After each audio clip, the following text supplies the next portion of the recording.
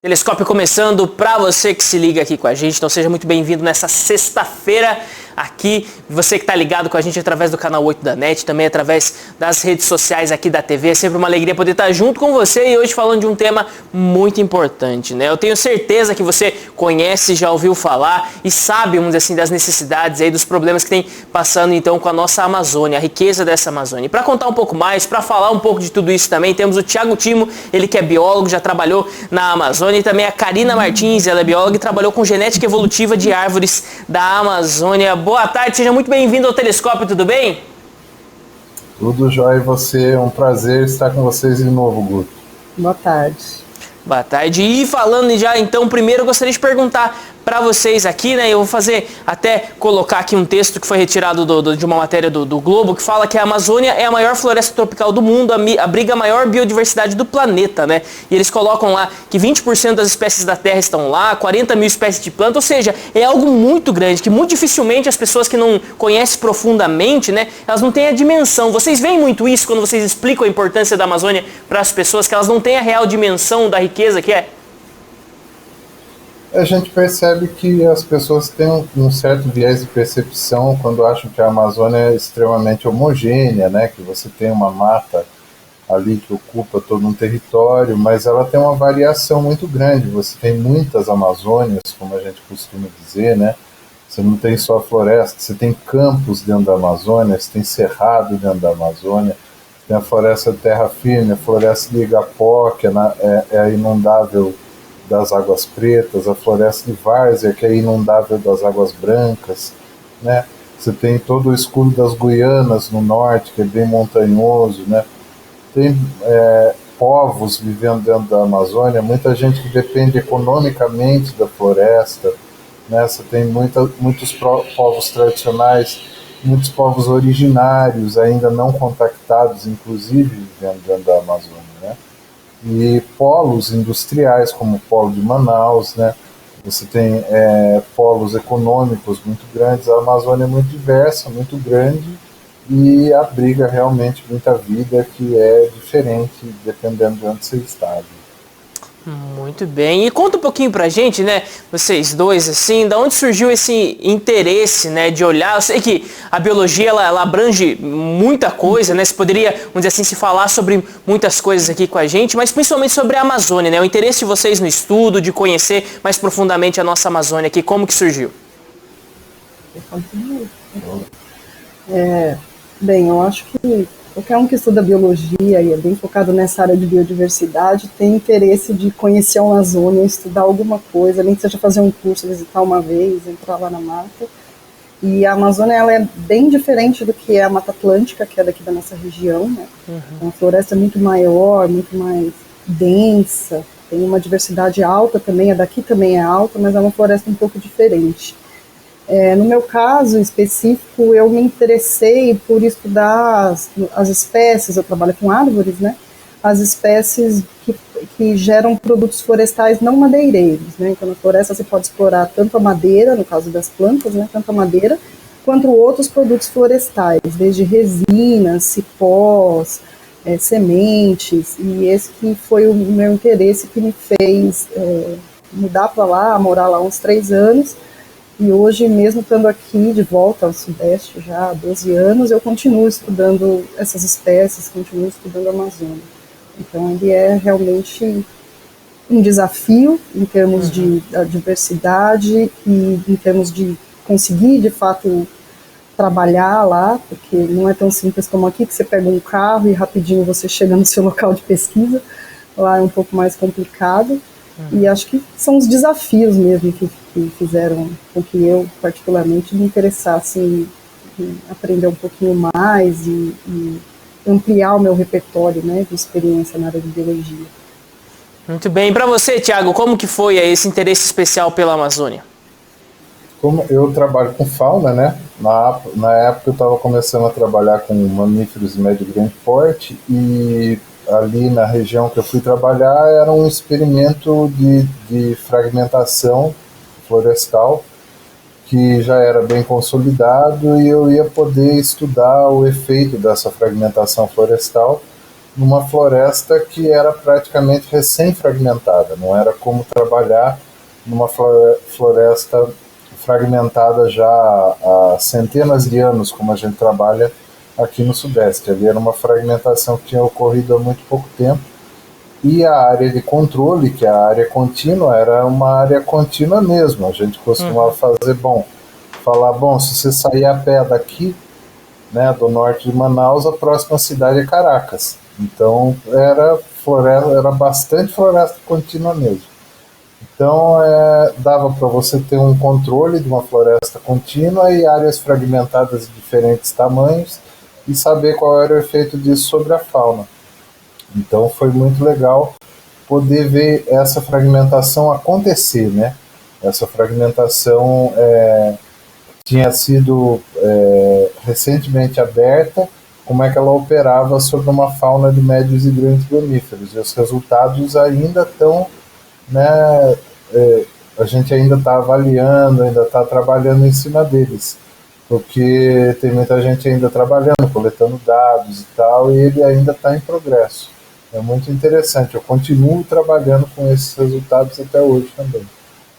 Olha só que interessante, não, Thiago, Karina, falando então disso que acho que chama muita atenção, né? Quando se fala de biologia, acho que não só no Brasil, acho que em muitos locais do mundo também, né? Sempre se tem a referência aí à floresta amazônica. E conta um pouquinho pra gente, né? A importância da Amazônia, então, no primeiro momento, vamos dizer assim, já falaram assim, numa importância mais geral, né? Mas principalmente pro clima global, que eu acho que é um ponto que as pessoas elas sempre discutem, né? A respeito dessa questão das mudanças climáticas, tudo, e sempre volta em cima da questão da Amazônia também. Qual que é a relação que se tem? Você tem uma regulação muito forte do clima, da pluviosidade no sudeste, no centro-oeste, que é resultante da evaporação, da evapotranspiração da floresta amazônica, né? O vapor de água que sai das árvores, da respiração e da produção fotossintética arbórea da Amazônia, alimenta a formação de nuvens lá na região, e é trazido para cá e para o centro-oeste e provoca chuvas. Também alguns compostos que saem das árvores, algumas micropartículas que saem das árvores, são responsáveis por aglutinar esse vapor de água em nuvens de tempestade, em nuvens de chuva, e formar chuvas mais consistentes, que vão causar uma pluviosidade bem maior do que seria esperado só pelo vapor de água, só pela evapotranspiração.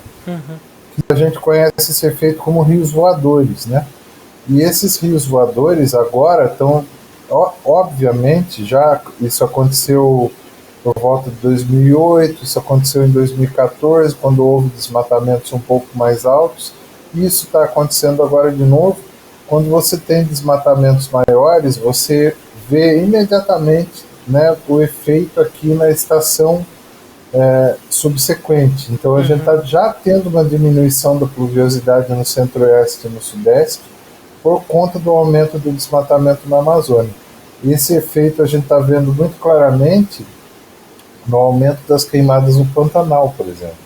Quando você teve aí no começo do ano uma pluviosidade muito menor no Pantanal devido às queimadas que ocorreram no ano passado na Amazônia, você teve um acúmulo menor de água, muito menos água disponível no solo, e quando houve essas queimadas intencionais, que foram por causa de uma mudança de paradigma na produção pecuária do Pantanal, as pessoas estão abandonando a produção pecuária tradicional, que aproveitava o Pantanal como ele é, e passando por uma produção pecuária onde você tem uma produção mais intensiva, mais agressiva do gado. Então eles estão queimando para plantar pasto, o que não é necessário para uma produção tradicional, para a produção tradicional de gado lá, porque você tem pastagem que fica disponível na época seca. Então eles estão mudando esse paradigma, queimando mais, e como o solo está com pouca água disponível, as queimadas estão saindo muito mais controle e estão sendo muito maiores, né? Olha só que ponto muito interessante de se olhar a respeito disso, né? Porque nós vemos que é todo um sistema integrado, né? Que muitas as ações elas não acontecem independentes ou isoladas, né? Quando se fala principalmente dessa questão de algo tão grande como a Amazônia, né? E olhando também aqui a respeito da fauna e da flora da Amazônia, né? Como eu coloquei ali na fala, né, do que veio no Globo, né? Que 40 mil espécies de plantas, 20% das espécies da Terra estão lá, tudo. É como se fosse quase que vamos dizer assim, um baú de tesouro mesmo, um local onde ficam guardados ali muitos dos recursos naturais da Terra, os recursos que a gente consegue entender, né, desse mundo tudo, né, da parte animal, da parte da flora também. Isso é ameaçado também com as queimadas, tenho certeza, né, que isso acaba sendo também dizimado, né, e já se tem, vamos dizer assim, registros, já se entende, né, que com essas queimadas se tenha perdido muito dessas riquezas também da Amazônia? Sim. Tem muito da biodiversidade da Amazônia que a gente ainda nem conhece. Então, os biomas tropicais, de maneira geral, eles têm uma diversidade além daquela que a gente consegue, de fato, catalogar. Então, algumas espécies que são raras, algumas espécies que são muito parecidas com outras. Para a gente ter uma ideia do quanto tem de espécies lá, precisa fazer um estudo mesmo em ampla escala geográfica. Você tem que ir para campo, fazer os levantamentos em vários locais. Então, esses valores que são colocados, que a gente vê na mídia, são estimativas com base no que se já conhece lá nessa região. Uhum. E, de fato, ela a fragmentação florestal, não só o fogo, mas desmatar a floresta, diminuir a área de floresta, está levando à extinção de uma biodiversidade que sequer a gente conhece, ou seja, várias espécies que sequer são conhecidas, que foram descritas ou catalogadas, já podem estar sendo extintas antes mesmo da gente conhecer. E aí um ecossistema tropical como a floresta, ele é uma rede de interações entre fauna, flora, micro-organismos, e quando você desmata, algumas espécies são mais sensíveis, outras menos sensíveis, e acaba que desfaz esse equilíbrio. E aí a morte de algumas espécies pode ocasionar, né, no longo prazo, a morte de outras espécies também, empobrecendo toda essa rede de conexões no ecossistema. Muito bem, e conta pra gente agora a respeito das queimadas mesmo, né? Que eu acho que é o grande assunto que tem chamado bastante atenção, que sempre chama bastante atenção, mas que agora, vamos dizer assim, tem tomado de novo uma grande fala aí por conta de estar acontecendo bastante, né? Mas conta pra gente, as queimadas, existe alguma justificativa? Em algum processo é necessário essa queimada, ou elas são feitas sempre de maneira criminosa, visando outros sentidos, visando, sei lá, lucros ou alguma outra questão, assim, ela é sempre algo ruim dentro da coisa, ou ela pode servir de alguma maneira queimada? Depende muito do contexto. Você tem povos tradicionais e povos originários que utilizam a queimada em pequena escala para coivara, para cultivar pequenos campos, fazer roças e etc. Nesse contexto, a queimada é uma coisa benéfica, porque ela libera nutrientes para o solo e etc. É controlada e é feita numa escala muito pequena. No caso, hoje, o que nós estamos vendo na Amazônia, de forma geral, é queimada criminosa mesmo, né? Uhum. Tanto na Amazônia quanto no Pantanal, no Cerrado, o que nós estamos vendo é queimada criminosa. Essa queimada não está sendo feita para liberação de nutriente ou para limpeza de pasto, o que é justificável. Mesmo queimadas para limpeza de pasto em algumas regiões, mesmo da Amazônia, recebem autorização, têm procedimentos legais previstos por lei, com protocolo estabelecido, e podem ser controladas. Quando elas fogem ao controle e são feitas de forma criminal, criminosa, como está sendo agora, ela tem uma única finalidade, que é liberar espaço para se colocar gado, para se obter a posse da terra, para mais tarde usar essa terra para vender para soja, especulação imobiliária, ou para você liberar a terra para criar garimpos, que é outra forma de especulação imobiliária também, né? Então, basicamente, o que está acontecendo no momento é aproveitar um recado mal dado, né, de que há anistia para se fazer qualquer coisa, né, e é um recado que vem de cima, né, e que nada mais é do que uma utilização por grupos de crime organizado. Né? É isso que está sendo feito, basicamente. Então, a Amazônia está sendo loteada para grileiros, poceiros, garimpeiros que não têm atividade legal prevista por lei na nossa Constituição. Muito bem. E a situação atual, né, que você cita pra gente aqui, né? Ela é, vamos dizer assim, uma das piores mesmo, a pior dos últimos anos, pelo que se consegue, vamos dizer assim, se ter de dados e tudo. Dá para se dizer que a situação atual ela está muito crítica, ela tem passado, vamos dizer assim, mais ou menos do que era comum, né? Não aceitável, mas do que era comum antes. Eu acredito que sim. Depende de quando se tem registro, né, na verdade. Então, o que a gente pode dizer, assim, com relação à última década, agora está muito pior. Eu acho que a gente está voltando, sim, a gente está voltando a níveis que eram comuns na década de 60, 70, quando você começou aquelas migrações incentivadas pelo governo federal da época da ditadura e etc., né, ali no Arco do Fogo, né, aquela região de Porto de Mós, Altamira, que foram desmatadas primeiro ali na Amazônia e tal, o oeste do Maranhão, né, no final da década de 70, começo da década de 80, até você começar o movimento ambientalista no Brasil a pegar mais força, Rio 92, etc., até aquele momento a situação era bem periclitante, mas você ainda tinha uma grande porcentagem da floresta, muito maior do que agora, conservada, dificuldade de transporte para dentro da floresta e etc. Hoje em dia você já tem uma malha viária um tanto quanto melhor, a navegação é bem mais ampla, então você tem um alcance muito maior da destruição e de quem quer chegar destruindo, né? E um outro recado que você tem muito forte hoje em dia, uma outra ferramenta que você tem muito forte hoje em dia é a internet, né? Se você consegue divulgar a mensagem com muito mais velocidade, você consegue muito mais gente aderindo a uma determinada causa, ideologia ou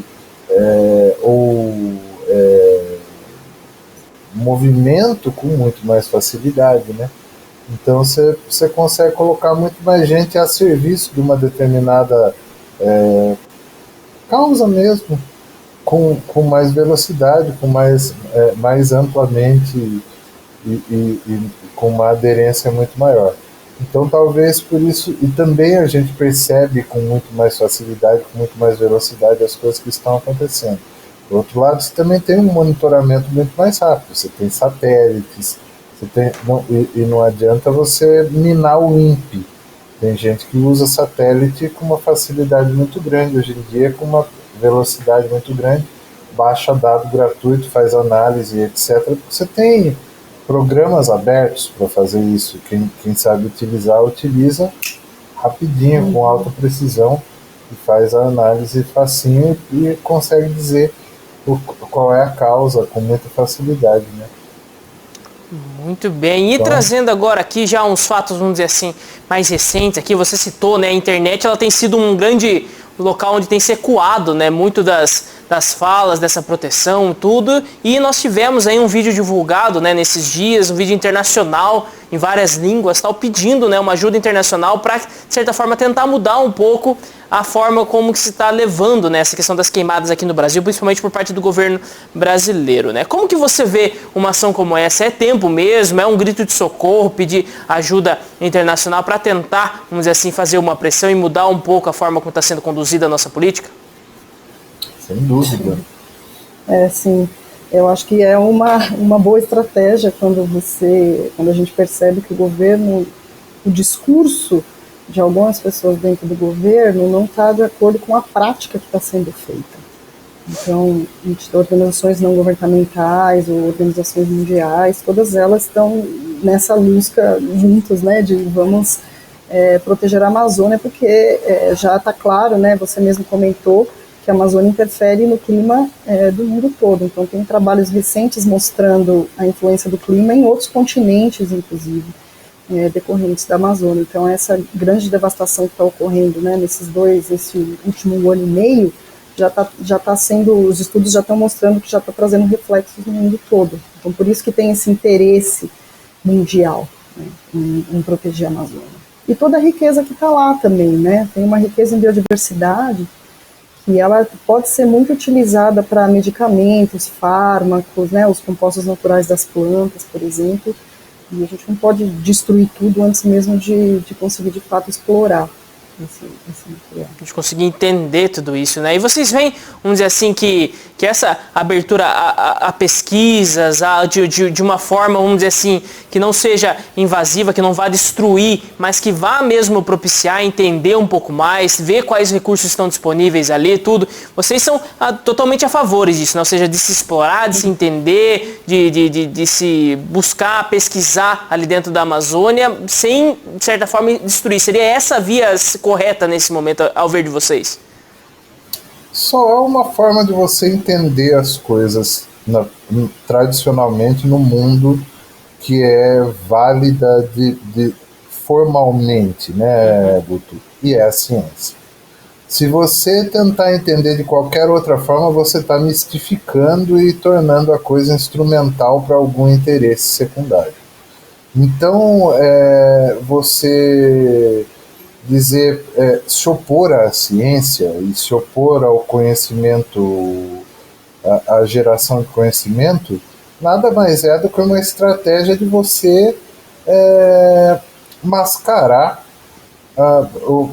qualquer coisa para torná-la indisponível para quem realmente é detentor daquilo. Que, por exemplo, quando alguma instância coloca que a Amazônia é nossa e que nós não podemos abri-la para o mundo, é uma falácia. Isso não há outros países querendo invadir a Amazônia, ou organizações não governamentais fazendo tráfico de ouro para fora da Amazônia. Quem faz tráfico de ouro é garimpeiro, que não recolhe imposto, que é o mesmo que faz tráfico de droga, que é o mesmo que faz tráfico de órgão, que é o mesmo que faz tráfico de arma, que é o mesmo que faz tráfico de criança, de mulher, de animal silvestre, porque quem comete crime não escolhe a modalidade de crime, comete o crime por lucro puro e simples, e daí qualquer coisa serve, né? Não existe essa coisa de romantizar o mafioso, é coisa do Mário Puzo, né? De falar que o poderoso chefão não traficava drogas, né? Isso aí é papo furado, bandido é bandido, né? Quem comete um crime comete qualquer crime, né? Então, assim, as ONGs têm agendas claras e abertas, né? Elas não estão aí para traficar ouro para fora da Amazônia, para mascarar qualquer atividade ilegal. Quem comete atividade ilegal é poceiro, grileiro, minerador ilegal, que é chamado de garimpeiro.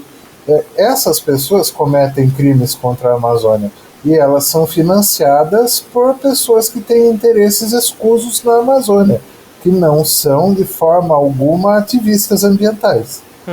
Você entendeu? Essa é a grande coisa. Tem todo um viés em volta disso.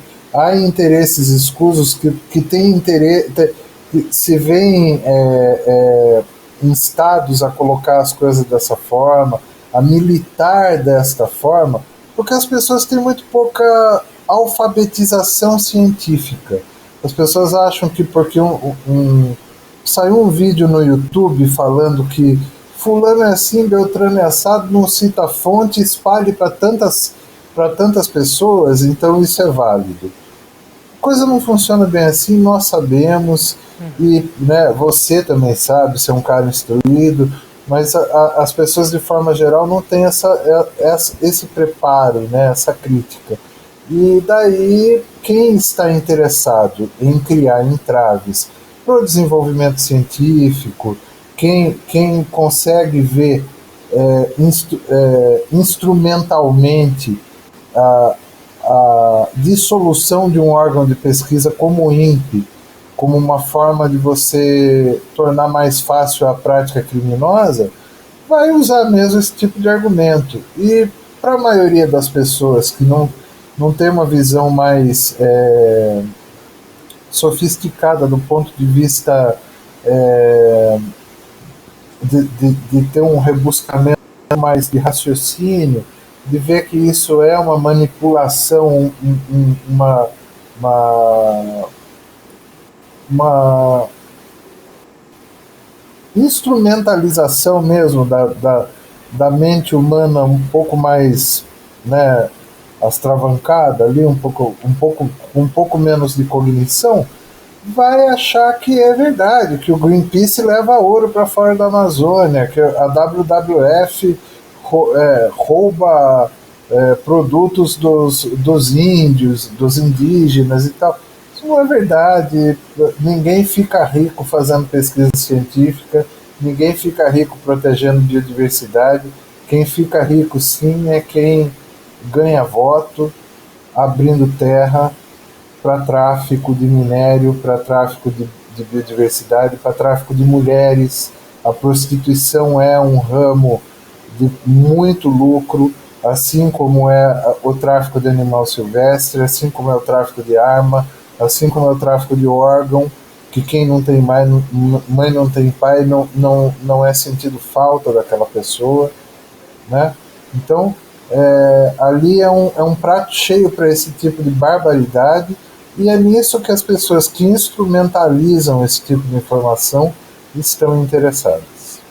Muito bem, eu gostaria que vocês comentassem também, ainda nesta linha, né, nós tivemos também de certa forma, uma resposta, né, numa entrevista aí dada pelo general Heleno, ele que é ministro do governo, ministro do Gabinete de Segurança Institucional, onde ele, conforme você falou, né? Oi? Cortou seu áudio. Ah, não, então, estou escutando agora? Tranquilo? Posso continuar?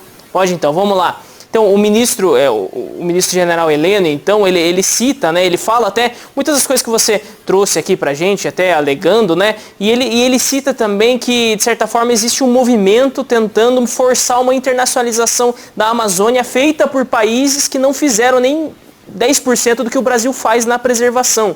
E ele cita que tem países que destruíram as suas reservas, as suas, vamos dizer assim, as suas florestas e toda a sua riqueza natural e agora querem, de certa forma, mandar aqui no Brasil. Isso é algo, vamos dizer assim, que se pode alegar ou é algo que faz parte mesmo, talvez, de um pensamento que queira, vamos dizer assim, botar embaixo do tapete aquilo que está acontecendo aqui no Brasil?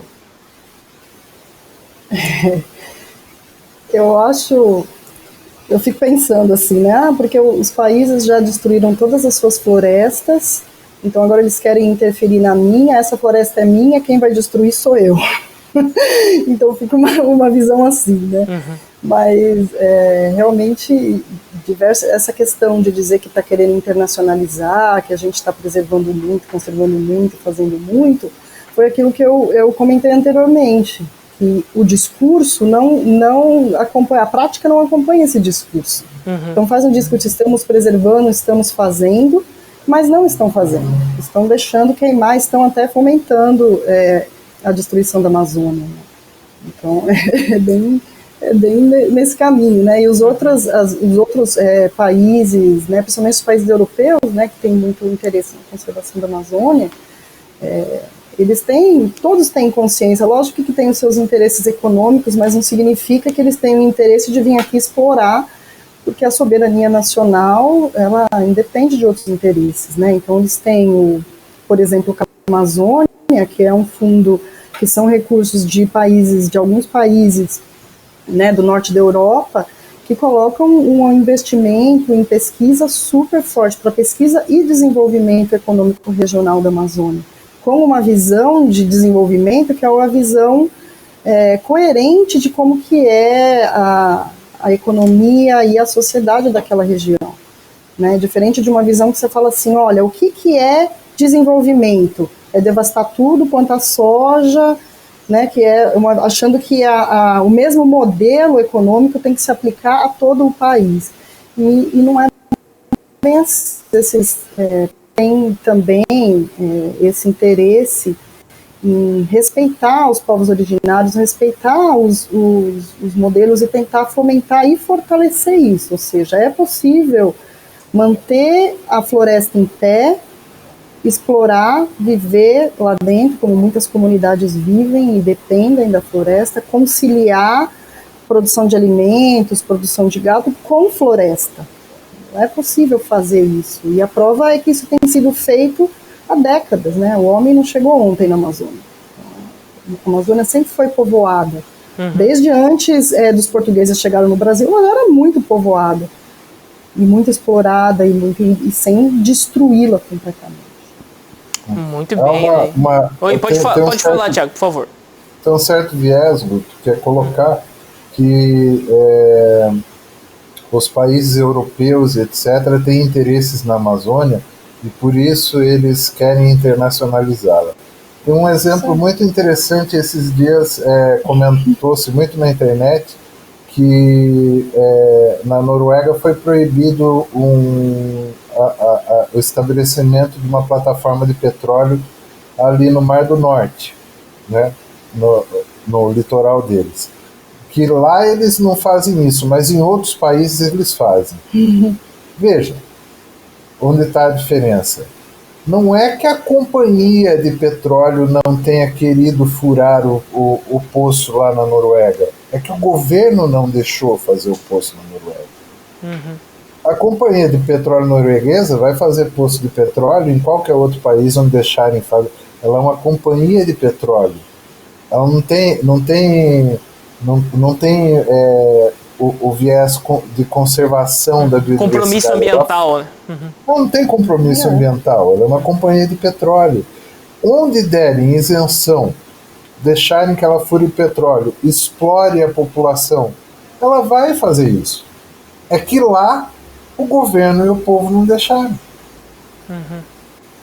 Então, essa postura de não explorar, de não explorar de forma predatória e tal, não tem que ser uma postura da companhia, deveria ser, é claro, de todo mundo, mas não é uma postura da companhia, tem que ser uma postura do governo e do povo, de proteger o que é seu. Você entendeu? Agora, se aqui esses dias houve tá saindo um filme de um diretor brasileiro que acompanhou o nosso governo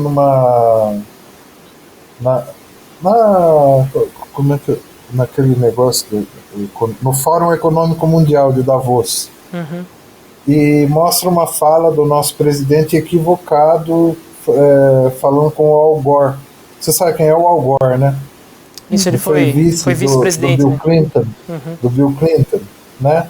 E ele tem aquele livro e aquele documentário, Uma Verdade Inconveniente, isso, falando sobre mudança climática, né? Então ele é um dos maiores ativistas ambientais conhecidos no mundo, Al Gore, né? Um dos mais amplamente conhecidos e tal. E o nosso presidente, num dado momento, é apresentado para o Al Gore, acho que ele não o conhecia, e ele fala a boca pequena ali com o Al Gore, que nós estamos dispostos a explorar a Amazônia junto com os Estados Unidos. Bom, isso deixa claro para mim não só que nós não estamos defendendo a Amazônia dos interesses estrangeiros, como deixa claro, como ficou para o Al Gore, que ele também não sabe quem é o Al Gore. O Al Gore respondeu para ele: eu não tenho certeza de que eu entendi o que o senhor está falando. Então, você entendeu? Então, né, nós não estamos defendendo a Amazônia. Nós estamos, muito pelo contrário, loteando a Amazônia. Né? Então, é uma coisa assim que não tem muito sentido, né? A gente colocar publicamente que não, nós estamos defendendo a Amazônia de interesses estrangeiros. Colocar fogo nela toda e abrir para o capital estrangeiro, não é bem defender do interesse estrangeiro, né? Eu acredito. É uma certa contradição nessa postura, né? Muito bem, né? Então, trazendo aqui todo um olhar a respeito dessa questão da Amazônia, que é uma questão muito complexa, dá para conversar vários programas aqui, né? Trazer cada vez mais, aprofundar esse assunto. Você que está acompanhando com a gente aqui o Telescópio, pode mandar também a sua pergunta, a sua participação, é só mandar o recado através do facebook.com/TV Itapê. E Tiago, Karina, falando agora a respeito, vamos dizer assim, desse quadro que nós temos hoje, né? Assim, das queimadas e tudo, já é possível se conjecturar, se pensar quais vão ser as consequências, vamos dizer assim, já que você citou pra gente aqui, né, que muitas das questões são ligadas, né, principalmente do clima aqui do Sudeste, são ligadas com as questões da Amazônia. Você já se consegue traçar alguma conjectura aí do que vamos ter de consequências aí pro clima brasileiro nesses próximos anos? Nós já estamos vendo. Acho que não precisa nem conjecturar muito. A gente já tá acontecendo, né? Então essas grandes secas, essas secas extremas, né, que têm acontecido no Sudeste, elas são muito decorrentes. E o que ficou muito claro que foi muito fácil, acho que de todo mundo visualizou isso, aquela vez ano passado, né, aquela coisa do Dia do Fogo. Sim. Que aqui no Sudeste, aqui em Sorocaba pelo menos, ficou a cidade totalmente negra, escura, né, de nuvem, todo mundo achando que era nuvem de chuva que ia cair em temporal. E depois, né, mesmo dias depois, os cientistas já mostraram que aquilo era o fogo da Amazônia que estava vindo para cá. Então, o que a gente consegue conjecturar é que se continuar desmatando, essas consequências de grande seca aqui que a gente já está observando, elas tendem a ficar ainda mais frequentes e mais intensas, trazendo todas as consequências que a gente que já viveu grandes secas aqui no Sudeste já sabe, né? Já tem familiaridade. Nós vamos ter provavelmente crises hídricas, nós vamos ter diminuição da produção agrícola, porque nós vamos ter menos chuva, nós vamos ter mais queimadas, nós vamos ter maiores oscilações climáticas, tornados mais frequentes, tempestades, quando houver chuva, as tempestades serão muito mais drásticas, nós vamos ter mais inundação, nós vamos ter mais vírus letais saindo de dentro da fauna que está mais exposta em maior contato com os humanos, como está tendo o coronavírus. A gente tem uma infinidade de coronavírus diferentes dentro da Amazônia que vão entrar em contato com as pessoas. Nós vamos ter, enfim, muito mais catástrofes. Eu não sei se você é da nossa geração, você é bem mais novo, mas por ocasião do Blade Runner 2049, você deve ter assistido o primeiro Blade Runner já, né? Já assisti. Pense naquele mundo. Pense naquele mundo. Pense no Mad Max. Nós vamos ter umas coisas mais parecidas com isso do que com os filmes da Disney. Olha só, então é algo muito importante mesmo nós tomarmos todo o cuidado, nos conscientizarmos nesse momento. Tiago, Karina, gostaria muito de agradecer a participação de vocês aqui com a gente, dos esclarecimentos, dessa conversa aqui a respeito da Amazônia. Se tiver algum recado final aí para dar para o pessoal, alguma consideração final, fica aberta a câmera do telescópio para vocês, mas desde já, muito obrigado. Obrigada, eu que agradeço a oportunidade de falar um pouquinho sobre a Amazônia. Eu agradeço mais uma vez a oportunidade também, é sempre uma honra ser convidado de vocês, é um prazer. Assim, o recado é a gente prestar atenção no que nos é dito, avaliar com muito critério as notícias que a gente lê, que a gente assiste, né, avaliar as fontes sempre para ver se a gente está, né, as notícias que a gente espalha, que a gente solta na internet e tal, para ver se a gente realmente está prestando um serviço ou um desserviço ao bem comum e ao bem-estar da população de uma forma geral, né? Eu acho que isso é muito importante. E a gente prestar atenção no nosso quadro político, né? Esse é um ano de eleição para prefeito, né? A gente prestar muita atenção se a pessoa realmente é isenta, quais são os interesses dela, quem ela defende, né? sempre ter muita atenção a esses aspectos, porque isso vai sempre fazer muita diferença, né, no rumo que vai dar para a nossa vida, né. Sempre tender a dar preferência a quem é mais inclusivo, a quem é mais igualitário, a quem é mais assertivo, né? É isso, enfim. Tá Tomar certo. muito cuidado com o rumo que a gente dá para o nosso país. Com certeza. Muito obrigado, então, pela participação aqui com a gente. Conversou com a gente aqui o Thiago Timo, biólogo, e também a Karina Martins, que também é bióloga. Eles conversaram com a gente desde lá de Sorocaba para trazer mais informações aí sobre essa questão das queimadas na Amazônia e da Amazônia em geral, né, dessa riqueza que nós temos aqui no nosso país.